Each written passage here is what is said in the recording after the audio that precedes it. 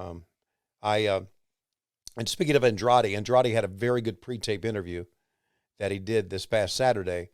That I have a lot of respect for Andrade because we were talking to him about it, and I talked to him about it. Mike Mansouri talked to him about it. Tony Khan talked to him about what we were looking for in the interview. And Andrade, who speaks very limited English, as we know, uh, he walked. I saw him do it. He walked back in a place in a part of the locker room and stood there and worked on his interview and worked on it and worked on it. And we waited until he was ready to do it.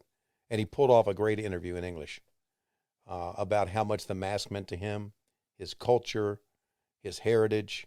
It was good. And tip of the cap to Andrade for working on that pre-tape. I liked it. Can't be easy, man. Trying to do a promo in English. Yeah, I'm glad you said that because I think sometimes we overlook that. But imagine like as much as we both love that Eddie Kingston promo that we Mm-hmm. saw, Eddie Yeah, Kingston was doing that in Japan in English. right.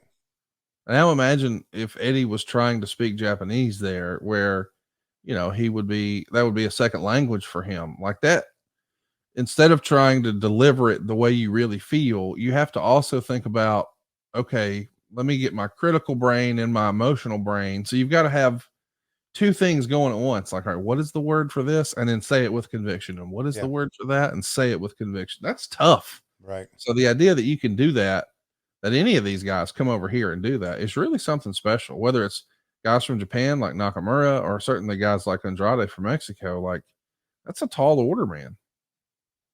Yeah, you're right on all counts. You're right on And all when a guy counts. like Conan comes over and can cut a good promo in English, it really stands out. Right. I mean, think about how over his NWO stuff was, Mm-hmm.